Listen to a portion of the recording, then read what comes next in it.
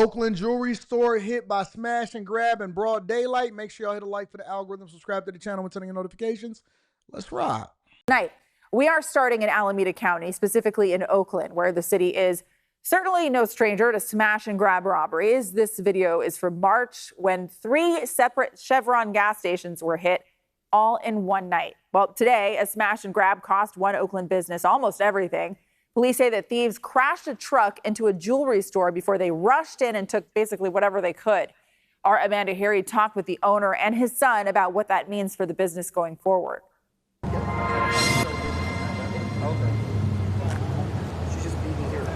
Shattered glass and bent metal are all that's left behind after a smash and grab at Kim Tin Jewelry on International Boulevard in Oakland. It's just a mess. We don't even know where to get started with fixing things. Jason Dow says his father, who owns the business, was the only one there when it happened, around 1:45 Monday afternoon.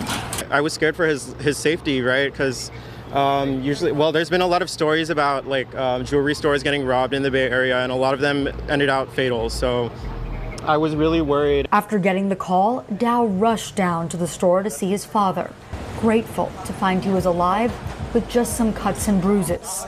His father didn't want to appear on camera, but spoke about his experience. I'm walking, I hear the very big sound, loud sound, like the bomb something. Bam! He says he looked up and saw the white truck had backed into the building. He saw about 8 men in ski masks. Let me tell you something. We're going to get to this Oakland conversation. A lot of y'all have a misunderstanding of how other cultures do things. It's going to tie back into what we're talking about, but give me some grace. A lot of y'all have a misunderstanding of what other cultures do and how they do it. You think that they pass on the business to their siblings. Most of the time they don't. Sometimes they do. If the sibling just so happens to be the type of sibling, or not even the sibling, their children just so happen to be the type of children that don't want to go to college, don't want to get educated, don't go into some form of higher education, don't become a doctor, so on and so forth. An accountant and a doctor and an engineer and so on and so forth, right?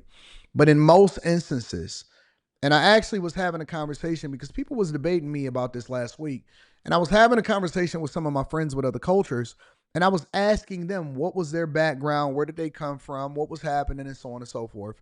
And they were telling me that their parents were immigrants into the country, and these were some Asian people. And they said that their parents were immigrants into the country at an early age, and that they basically created a job for themselves. And so they opened up a restaurant that they worked every single day, and they would take about 2 weeks off in order to go and visit their mainland back in China. And I said, oh yeah, when would they do that? They said, sometimes most of the time around Christmas time or whatever, but they would always take 2 weeks, close it, put up a sign, and then they wanted better for him. And I said, well, why didn't you take over the business? And he said, because my parents never intended for me to take over the business. They actually wanted me to get an American education and then grow up and then get a great job and then move on from that. And so the only reason that they did that was to make sure that I got a good education. And so they made the sacrifice. They were very frugal. They didn't spend a lot of money and so on and so forth. And so we would have this conversation, right? But again, we have this perception that buying or owning a business, especially in the hood, constitutes or yields success. And I want y'all to understand this. Money is money, regardless of whether it comes from a business, it comes from corporate America, it comes from an inheritance, it comes from stock, it comes from real estate. The goal is to generate as much revenue as possible so that you don't have to work as hard or your children doesn't have such a high barrier to entry. Most of these people are not trying to convince their children to take over the business like we think that they are, because we think that that is the definition of generational wealth, which in my opinion is an overused term.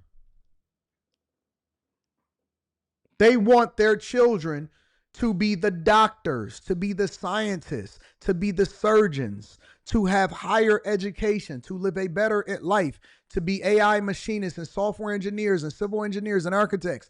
They want their children to do the thing that you choose not to do when you decide that you want to enroll in a college campus and you decide that you want to go into business.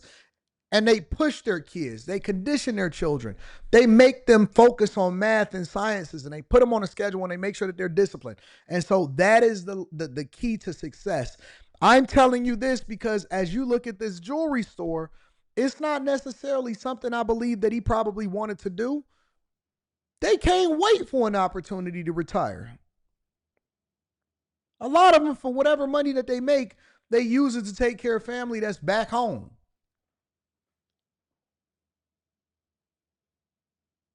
So imagine people, right, that own a business that they basically use to create a job for themselves. It's their only source of income. They have no other prospects at all. Because let's be clear, any crime that is committed against another human being is unwarranted, and I'm not going to ever justify that. Imagine when somebody is doing everything that they could and they put everything that they could back into their business so that they can have a respectable business. And then you are in these type of environments where people already is operating with a food desert and high crime and high unemployment and homelessness is rampant and they can't even have their own police force because they don't have any more money. And the thing that they decide to do was to destroy the rest of the businesses that's left. Crazy,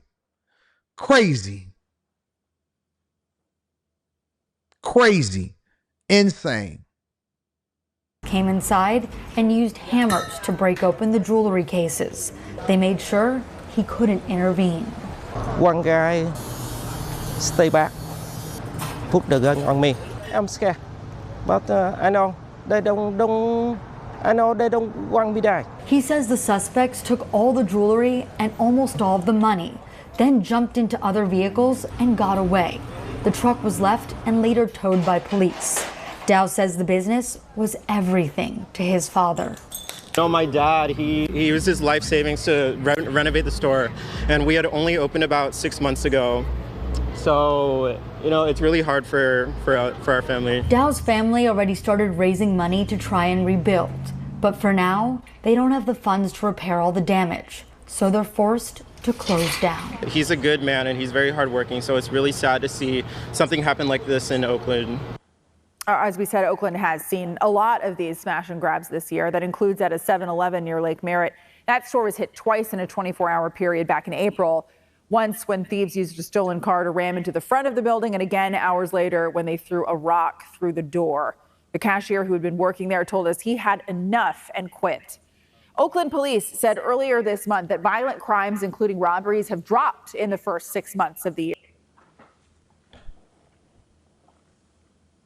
How many times y'all gonna fall for that charade? How many times are how many times y'all gonna fall for that charade? Y'all do know that there's hardly anybody else to rob. In and Out and closed. All of the jewelry stores is closing. The corner stores is closing. The grocery stores is closing. The only crimes that you can practically commit in a lot of these places is against the other people that's in these places that also don't even have anything. How many times are y'all going to fall for the charade or the narrative that, but no, wait a minute. In Oakland, violent crime has dropped significantly.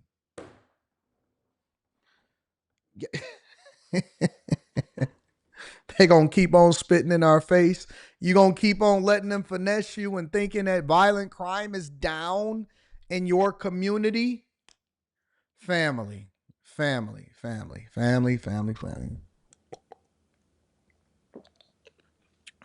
My people.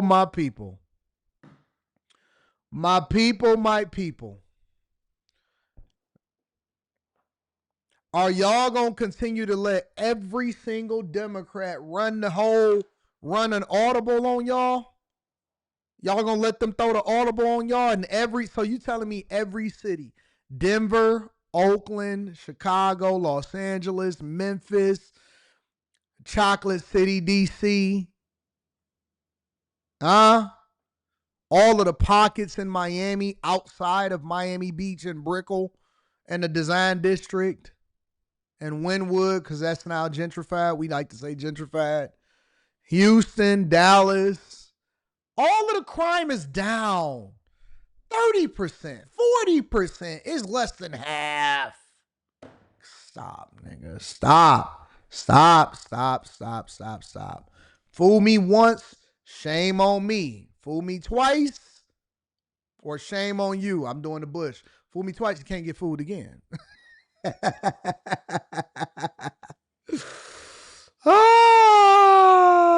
Fool me twice, you can't get fooled again. Crime is down. Look, everybody's standing up for a police conference.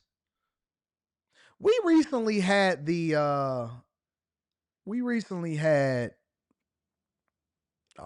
Dream Cruise here in Michigan. And for anybody that knows the Dream Cruise, it's a time where everybody basically comes out and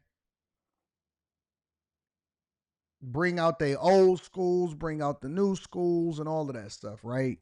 And so Woodward is locked down. I mean, it is packed with every single car manufacturer, everything. It's almost like an unofficial auto show, but it's from,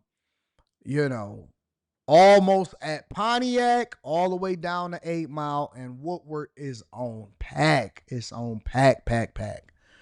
And I'm looking at the different videos because I haven't been able to make a Dream Cruise in like 3 years, because every single time it's a Dream Cruise, seemed like I'm out of town. This year I was in Vegas and Miami. Last year I would think I was out of town. I was in another country. I think I was in Bucharest. Year before that I think I was in Tokyo. So usually in August it get a little dicey. End of July, beginning of August, a little dicey for me. But the one thing that I did notice is that one of the people that was pulling people over whenever they was out of control on Woodward was Oakland County Sheriff Mike Bouchard, or whatever his name is. I said, wait a minute. Ain't he the head person that's at the top? He running around on golf course, getting people together or whatever, so on and so forth. Every single time I see a news conference, I always see Democrats in these cities.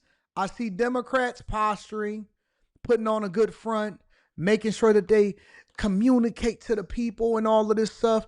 The rest of a lot of these other people, they be in the streets. That Florida sheriff, the one in Broward County, seemed like every other week he on there doing a whole live stream. So listen, guys, we did this operation. We caught 673 pedos trying to talk to little kids and running a trafficking operation. And as long as you keep on doing things in my county, we're coming after you.